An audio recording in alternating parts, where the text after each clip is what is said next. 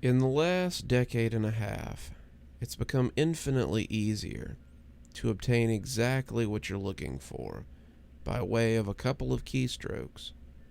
The internet has made it all too simple to use a computer to change reality. An abundance of information is merely a search engine away, to the point where it's hard to imagine life as any different. Yet a generation ago, when the word streaming and torrent were meaningless, save for conversations about water, people met face to face to conduct software swap parties, trading games and applications on Sharpie-labeled 5 1/4-inch floppies.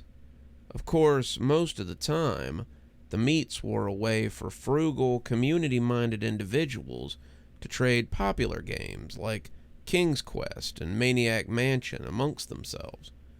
However, a few early programming talents designed their own computer games to share amongst their circle of acquaintances, who in turn would pass them on, until, if fun and well-designed enough, an independently developed game had its place in the collection of aficionados across the country. Think of it as the 80s equivalent of a viral video. Pale Luna, on the other hand, was never circulated outside the San Francisco Bay Area. All known copies have been long disposed of. All computers that have ever run the game now lay as detritus, buried under layers of filth and polystyrene. This fact is attributed to a number of rather abstruse design choices made in the programming. Pale Luna was a text adventure in the vein of Zork or The Lurking Horror, at a time when said genre was swiftly going out of fashion. Upon booting up the program, the player was presented with an almost completely blank screen. Except for the text, you're in a dark room. Moonlight shines through the window. There's gold in the corner, along with a shovel and a rope.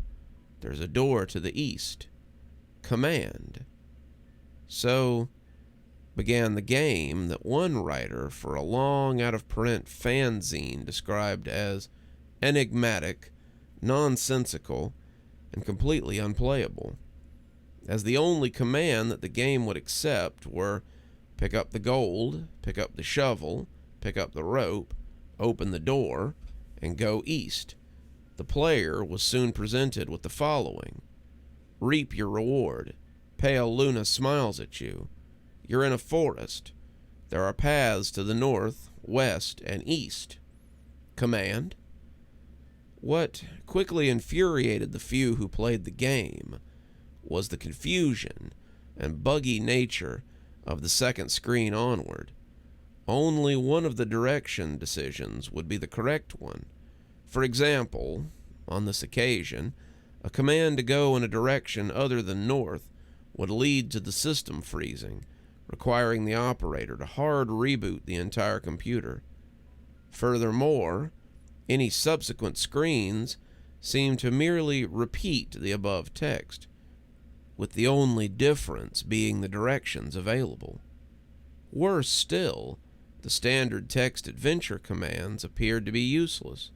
The only acceptable non-movement related prompts were use gold, which caused the game to display the message not here, use the shovel, which brought up not here, or use the rope, which prompted the text, you've already used that.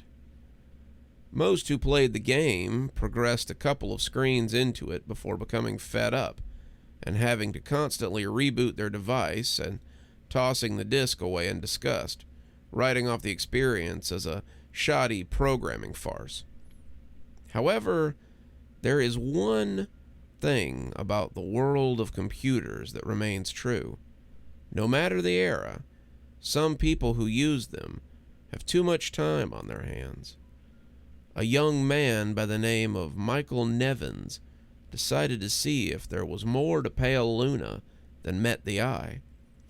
5 hours and 33 screens worth of trial and error and unplugging computer cords later, he finally managed to make the game display different texts. The text in the new area read, "Pale Luna smiles wide. There are no paths. Pale Luna smiles wide.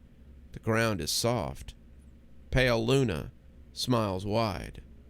Here, command." It was another hour still before Nevins stumbled across the proper combination of phrases to make the game progress any further. Dig hole, drop gold, then fill hole. This caused the screen to display, "Congratulations, 40.24248, 121.4434, upon which the game ceased to accept commands, requiring the user to reboot one last time.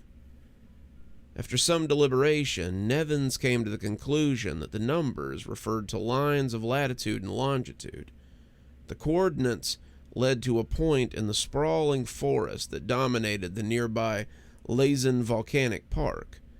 As he possessed much more free time than sense, Nevins vowed to see Pale Luna through to the end. The next day, armed with a map, a compass, and a shovel, he navigated the park's trails, noting with amusement how each turn made corresponded roughly to those that he took in-game. Though he initially regretted bringing the cumbersome digging tools on a mere hunch, the paths' similarities all but confirmed his suspicion that the journey would end with him face to face with an eccentric's buried treasure.